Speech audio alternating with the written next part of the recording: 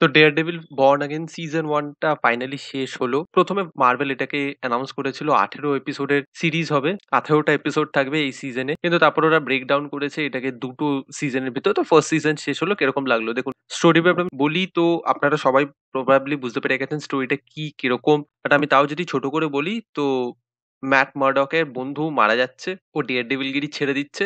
তারপর ও as a lawyer রয়েছে। তো কিংপিং যে রয়েছে সে ম্যাটের সাথে দেখা করে এবং বলে যে আমি মেয়রের জন্য দৌড়বো। তো ম্যাট বলে যে তুমি যদি কিছু বেগরবাই করো তুমি কিন্তু আমাকে খুঁজে পাবে আর আমি তোমাকে আবার কনফ্রন্ট করবো। তারপর ও মেয়র হয়।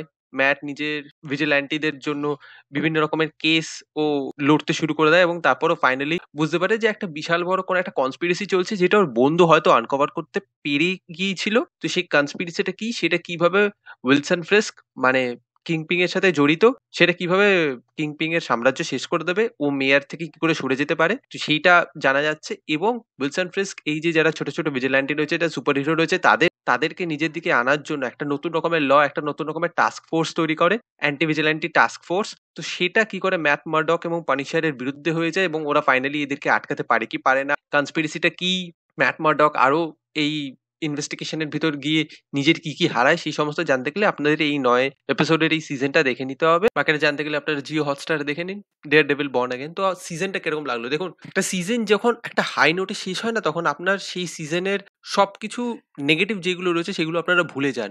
এই সিজনের যে সিজন ফিনালেটা রয়েছে সেটা কিন্তু দুর্ধর্ষ। মানে সেখানে অনেক কিছু রিভিল হচ্ছে, আমরা জানতে পাচ্ছি ডেয়ার ডেভিলের বন্ধু কেন মারা গিয়েছিল, উইলসন ফ্রেস্ক কি করতে চাইছে, উইলসন ফিস্কের সাম্রাজ্য কিভাবে চলছে, অ্যান্টি ভিজিল্যান্টি টাস্ক ফোর্স আসলে কি, এবং এই যে মেয়র সে এই অ্যান্টি ভিজিল্যান্টি টাস্ক ফোর্সের জন্য কি লেভেল অব্দি যেতে পারে এবং সাধারণ মানুষকেও কিভাবে অ্যাজ আ এক্সপ্যান্ডেবল জিনিস ব্যবহার করতে পারে, অ্যাজ আ ডিসপোজেবল জিনিস ব্যবহার করতে পারবে, সেইগুলোও দেখিয়েছে। এবং এখানে ভায়োলেন্স মার্বেল পুরো একদম এপিটাম অব্দি পুশ করেছে, মানে যতটা পুশ করা যায় সেই সমস্ত দেখিয়েছে। মানে এখানে একটা সিন রয়েছে কিংপিং একজনকে মেরে দেবে ফিনালেতে, সেই সিনটা যদি আপনারা দেখেন দুর্ধর্ষ।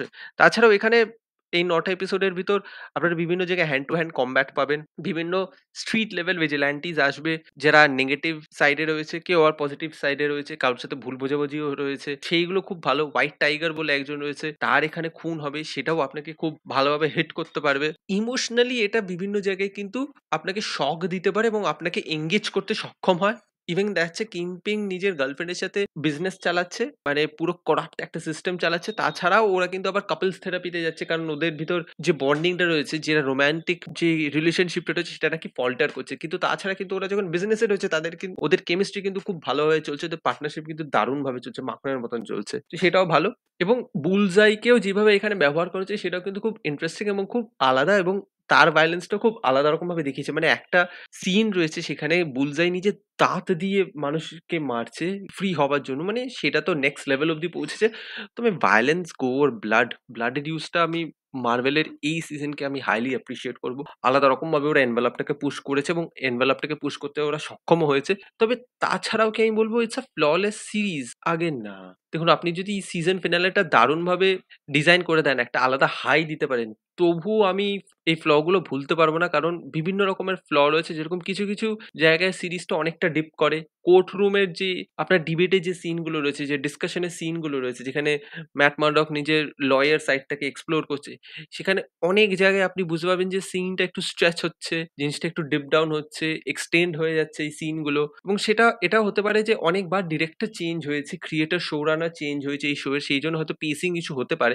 বাট অনেক জায়গায় আপনার পেসিং ইস্যুস মনে হবে। অনেক জায়গায় অনেক সিন লম্বা চলে যাচ্ছে। অনেক জায়গায় আপনার মনে হবে এই সিনটা জাস্ট নেক্সট সিন, মানে নেক্সট অ্যাকশন সেট পিসটাকে বিল্ড আপ দেওয়ার জন্য করছে। নাহলে ইজিলি এখানে অন্যরকমভাবে এটাকে এক্সিকিউট করে দেওয়া যায়। তো এখানে কিছু কিছু জায়গা এরকম রয়েছে। কিছু কিছু জায়গায় আপনার অ্যাকশনটাকে মনে হবে ভিএফএক্স দিয়ে এনহ্যান্স করা, সেটা পরিষ্কার বোঝাও যাচ্ছে।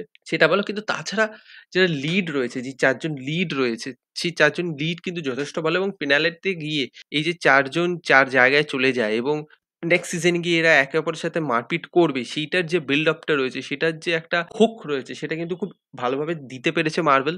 তো আমি বলব না it's an extraordinary mind blowing thing, but হ্যাঁ, it is pushing the envelope. অনেকদিন পর মার্ভেল লোকির পর আমি বলব has done a really good job. Street level হিরোদের নিয়ে এরকম ভালোভাবে একটা বিল্ড আপ দিয়েছে, সেটা ভালো। হ্যাঁ, আমি বলতে পারি এটাকে একটা বিল্ড আপ দিচ্ছে ফর ডিফেন্ডার্স। যে ডিফেন্ডার্সটা আগে হয়ে গেছে সেটাকেই একটা আরেকটা নতুন ক্যারেক্টার দিয়ে হয়তো সেট আপ করার চেষ্টা করছে। আমি এক্সপেক্টও করেছিলাম যে পানিশার ছাড়া হয়তো লুক কেজ বা আয়রন ফিস্ট বা জেসিকা জোনস কাউকে আনবে, কারুকেই আনেনি। বিল্ড আপ দিচ্ছে ডিফেন্ডারের জন্য। দেখা যাক 2nd সিজনের শুট শুরুও হয়ে গেছে। এটা কোন দিকে নিয়ে যায়। But as a investigative political thriller হিসেবে আমি কিন্তু এটা ভালোই বলব। এখানে অনেক জায়গায় আপনি বুঝতে পারবেন এসপিওনাজ থ্রিলারের কিছু ভাইবস নিয়েছে, কোর্টরুম ড্রামার কিছু ভাইবস নিয়েছে। তো বিভিন্ন জনরা ম্যাশ আপ করে এইটাকে তৈরি করেছে এবং সেটা কিন্তু ইন্টারেস্টিং। মানে একটা সুপার হিরো ওয়েব সিরিজকেও এরকমভাবে যে ট্রিট করতে পেরেছে এবং সেটা টু আ লার্জ এক্সটেন্ট ওরা সক্ষম হয়েছে সেটা আমি বলব। বাট হ্যাঁ, একেকটা জায়গায় গিয়ে এই শোটা কিছু জায়গায় ফল্টার করে যায়। এপিসোড গুলো লম্বা হয়ে যায়। বাট এটাকে আমি কোনোভাবেই খারাপ শো বলব না। সো আপনারা দেখতে চাইলে দেখতে পারেন। বাট হ্যাঁ, অনেকটা সময় লাগবে। মানে প্রায় আপনাকে 8.5 ঘন্টা দিতে হবে এই পুরো সিজনটা দেখতে গেলে। তো বিঞ্জ ওয়াচ করার কথা তো ছেড়ে দিন। কেন কি বিঞ্জ ওয়াচ করতে গেলে আপনার অনেক জায়গায় মানে পেজ যে ড্রপ হবে সেটা আপনারা বুঝতে পারবেন। অনেক জায়গায় আপনার বোর হবেন। বাট আপনারা চাইলে দেখতে পারেন। সিজন প্ল্যানটা কিন্তু আপনাকে ভালো হাই দেবে।